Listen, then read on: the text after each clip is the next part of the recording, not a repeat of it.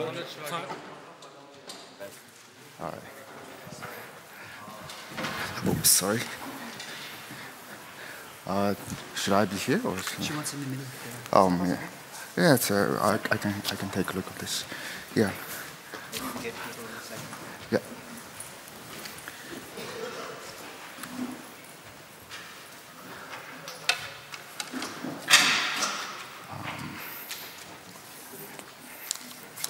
Put here instead.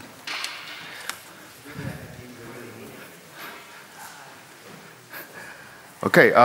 Yeah. Thanks for people coming here for the rather technical talk about pure functional solidity for fund profit.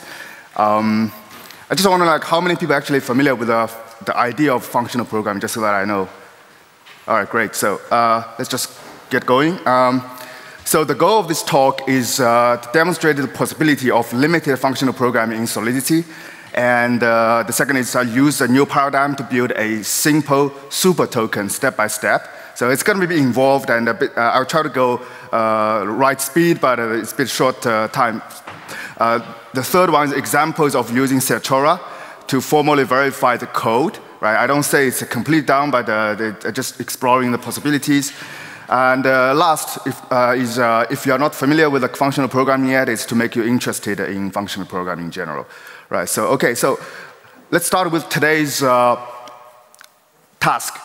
Or idea is, let's reimagine what is a token, right? So let's have a new mental model of what is a token. Let's call it super token for now, right? So token is like a bank containing a collection of accounts, right? That's how we know about even ERC20 tokens, right? Each account has an owner, representing the owner's wallet with a collection of, let's give an abstract name, monetary units. Not to be confused with currency units. We're talking about just abstract units, right? So, and these monetary units provides a balance, right? And a set of payment primitives, right? So let's have this mental model and move on and see what's it about, right? So what are payment primitives, right? Let's give 4 of them, and they have 2 dimensions. One is one-to-one transfer, one is instant versus a constant flow, right? So we're all familiar with one-to-one instant, that's ERC20 transfer, right? That's just one thing in that 2 by 2 boxes. The other is one-to-n instant to all the accounts. There are a lot of ad hoc projects that are doing that, but let's say, can we generalize as sort of a payment primitive? So we want to do one-to-n instant transfer. The other is one-to-one constant flow of money, right? Often known as money streaming by people, right? And the last is the one-to-n constant flow. How about I distribute to any number of people as flow of money, right? So that's so-called a generalized payment flow, generalized payment primitives, right? Okay. Furthermore, what come with this generalized payment primitives and the new mental model, right? So it's also frictionless. What does it mean? So it's real time. So it's modeled continuous in time, right? So it's, in effect, because blockchain move per block, so actually it is move per block, but it's modeled continuous in time. So it's real time, true real time, right? The other is composable, right? So it can be chained with other payment primitives. So the moment you receive the money is the moment you can use the money, right? So it's frictionless in that sense. You don't need to wait for the money accumulate and you transfer as a batch later, right? So it's using at the same time you receive, right? So programmability also, right? So there's 2 programmability. One is on-chain mechanism, right? So let's say include a callback. So when you receive the money, you act on it. One of the examples is ERC777, but you can generalize it. If you receive a flow of money, then you trigger a callback, it does something. That's kind of on-chain mechanism. There are certain things you cannot do on-chain, such as reacting on time, right? You can't do that on EVM yet, right? So when the certain time hits, you do something, for example, right? So it's not doable. So you have to provide off-chain incentive when in that kind of cases, right? So a little bit more thoughts about super token before we move on actually about the main topic, which is functional programming, is monetary units you can think of as coins, cards, or notes in your wallets, right? So optionally, you can think of like UTXO-based system or on-chain representation of account could be kind of complete bypass. It's no longer wallet, but just a bunch of nodes. You can do that in your UI instead. All right. Okay, let's now have this mental model in mind, and let's build it using Solidity, right? So, but we'll not do all the features we talked about so far. We'll talk about only creating those payment primitives. Also for fun, disclaimer, this is not for production, right? So just for fun, right? So first of all, let's define some types, right? So there's something called custom types already in Solidity. I don't know if you start to use it or not, right? So this is what you can use for wrapping numerical types. And from 8.19, there is something called operator overloading also. So you can actually make it more convenient to use by using that. So let's see an example, right? So first of all, let's define something called time. In this case, the time is int32 unsigned, and you define two functions, pure functions for add and subtraction. And the last line is the 8.19 new feature, right? You can do operator overloading where you say, okay, you say the plus operator is using this function, and the minus, the subtraction operator is using this function. So this is the new syntax available from 8.19. So with this, you can then actually use the custom types in a more ergonomic way, right? It's just syntax sugar, but it's rather convenient, right? Let's define more types, right? So you need to have value. Unlike the ERC20 value, this is assigned also, right? So there's a positive and negative, so it's int256. Similarly, you define the add and sub, and you apply the operator overloading also, right? So now there's flow rate. In this case, let's say it's 128 bits instead, because otherwise, it's gonna overflow. There's only 256 otherwise, right? So very similar code than previous one. Let's move on quickly. Unit. We'll talk about what is unit later. It's really about distribution. Think of the dividends payments. You need to have a share number in traditional, like how many shares you have, Microsoft share, Twilio share, whichever, and those are measured by something called unit. So this is the type gonna be handy later. All right, so however, Solidity doesn't have a operator overloading when you have two types that are different. So you kind of have to go back to the old way using a library. Say, if you want to multiply the flow rate by time, you put that as a library function, and then you use kind of keyword using this library for the flow rate globally, right? This way you can then have a operator by name of a .mul, right? So multiplication. So this is you can't do mixed type, so unfortunately you have to do this. All right. So next step. Let's define what is actually the thing we're talking about here, right? So we need some sort of data type for doing this very specific magical token, right? So there are three things. There's a time for that data structure. It's a very abstract name. It's called a basic particle. We will see later why. And there's value and there's a flow rate. With three fields, you can count. Okay, before I go further. Right, so there's something in the Solidity about pure, functional programming is that it is not really pure function. Why? Because it's similar to JavaScript or some of the language that when you have an input of the memory data type, storage indicator, you can actually modify the input. Right, so this is not really a pure function in that sense. If you know what is actually the pure function, you can modify the input, which is kind of bad. Right, so for the functional programming perspective, so what you really need to do is do a clone. So whatever input you receive, you clone it, so you make sure that you don't modify the input. So we keep that pattern throughout the code, right? So make it purer. All right, I need to check the time, so I'm gonna move on fairly quickly. So now we have a small data type. Now we need to calculate the balance from the data type, right? So it's very straightforward. It's one-liner. Say, okay, flow rate multiplied by the delta of the time, right? Then you plus something called a settled value. Then effectively you have a calculation of what's the balance of that data structure, right? So it's called a RTB, right? A real-time balance.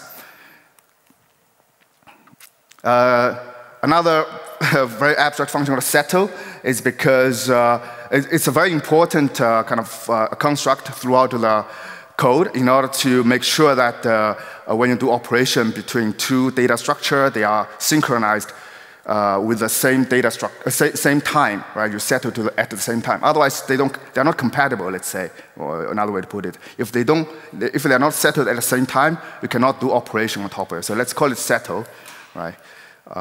As you can see, the first operator is always .clone, so you don't modify the input data, or talking about functional programming, you always clone it. In Solidity, unfortunately, you have to do that, so that makes a little bit boilerplate, but not too much, right? You clone the data, you calculate the real-time balance, it's the second line of the function, calculate the balance, settle it, and put the time in the third field, right? So, okay, now go to the third step, right? One of the things about the functional programming is that you define a bunch of functions, but how do you know if those functions are correct, right? So you do now need to define some laws for it, right? So laws, what are the laws, right? So laws like mathematical laws, right? So let's define something called a monoid. If you're in a functional program, you probably know what I'm talking about here, but it's actually a very simple concept. So it's the data structure we talked about there has additional operator, let's call it x, or has some name called append, and satisfy certain laws. What are laws? It's very simple, right? So there's empty elements multiplied by any number, any data is equal to that data. It's like 0 plus x equal to x, or 1 multiplied by x equal to x. You can do different order, left or right, so you can have left and right. So now we have a foundry-based property-based testing, right? So you have any random input, and you test if the law satisfies with any order you have, right? So multiply by append from the left or append from the right, you get the same equality, right? So that's kind of foundry-based testing, right? So the fuzzing to test this law. There's other way to test, but this is one convenient way. All right, now there is associativity, right? So you A multiplied by B multiplied by C equal to A multiplied by B multiplied by C with the different brackets locations. And in the foundry is also a very clear one-liner, right? So you check if it gives the same data, you do kind of with different brackets applied to the data structure, right? So it's very easy to test, right? So that's a common mathematical property for the data, for a lot of data, especially for data wants to append to each other.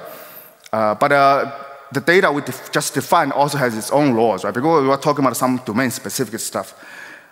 Something is it's called, there's a settle function, right? So if you settle twice, they should give the same result, right? So it's kind of idempotence, let's call it, right? So actually, the fun fact, I asked ChatGPT, can ChatGPT generate the function if I just give the function name? Actually, generate pretty okay. I mean, it doesn't work fully, but it does understand the word and it understands what it means, right? So because in principle, it's a second formula is just settle twice with the same time is equal to settle only one time, right? So that's basically what about.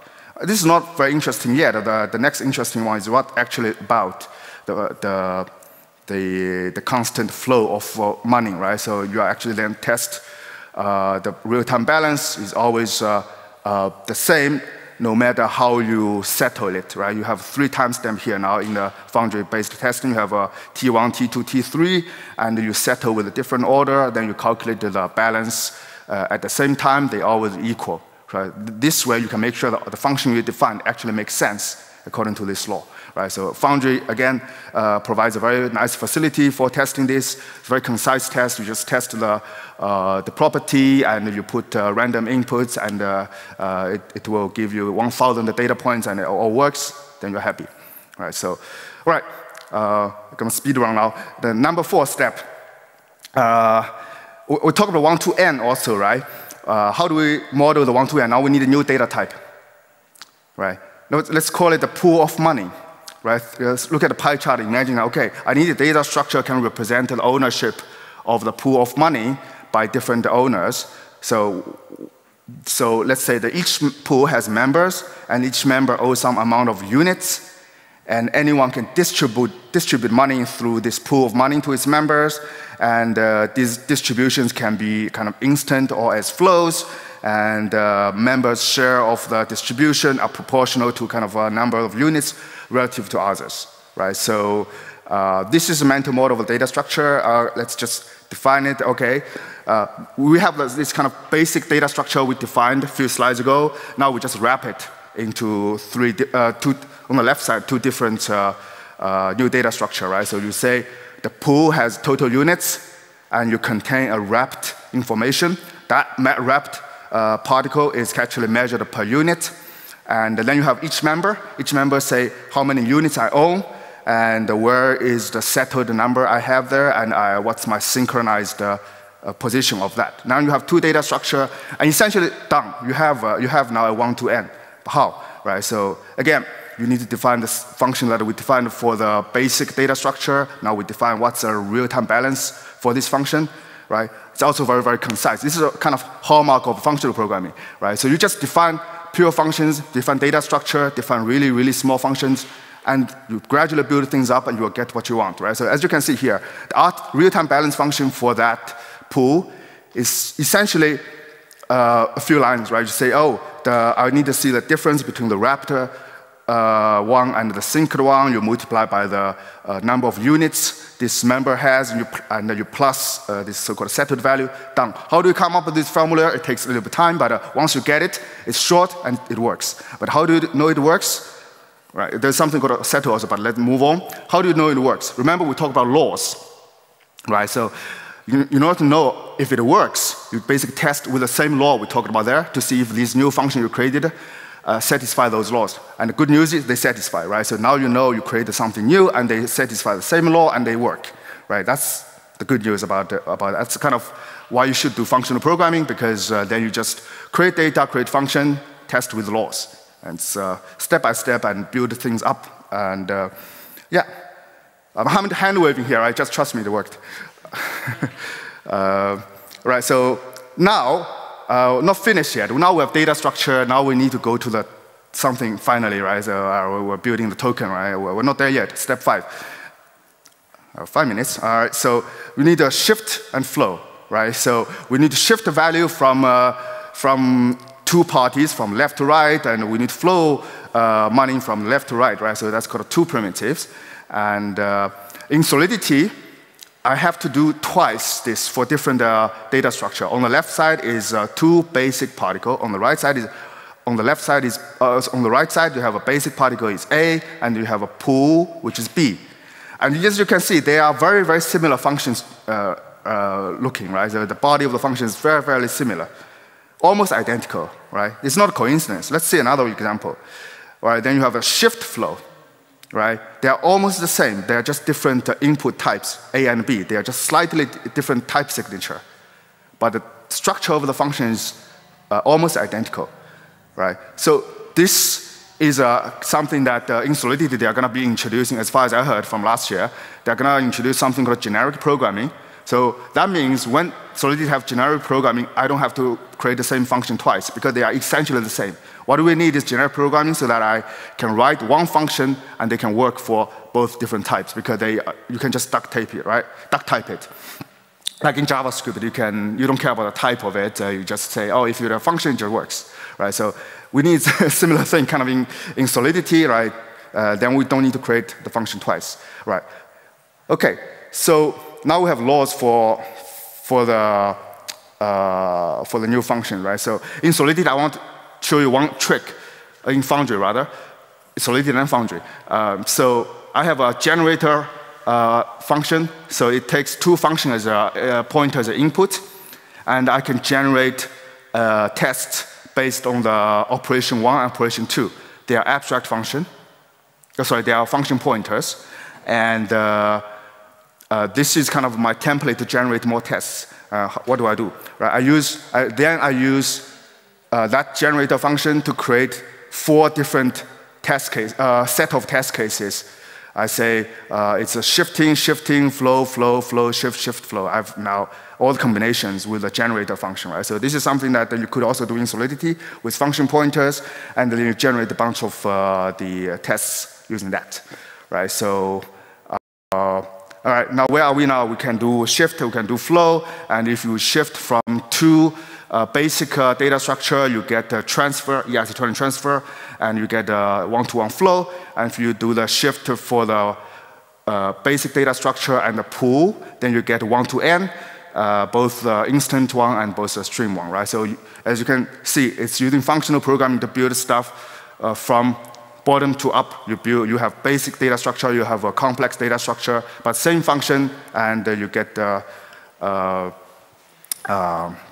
you get all the function you need.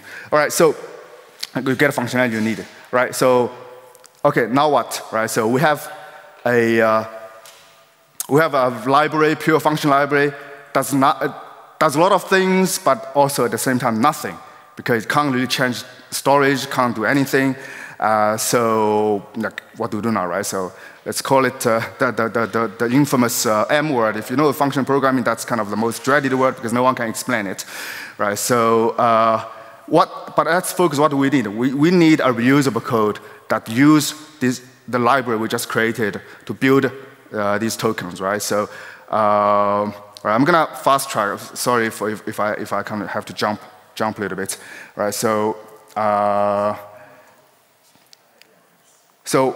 let's go straight here, right? So what we can do is we create an abstract function, has a function that say I want to flow. I call these pure functions, and then I want to actually modify the storage, right? That means I have to define a virtual function and then do all the tricks, right? So this how you create a kind of reusable code for using those functional pure functions. And the implementation in the token. So this is now the final code. In the token.flow, you will see, okay, I use the only important part is almost in the end, like underscore do flow, and then you have it.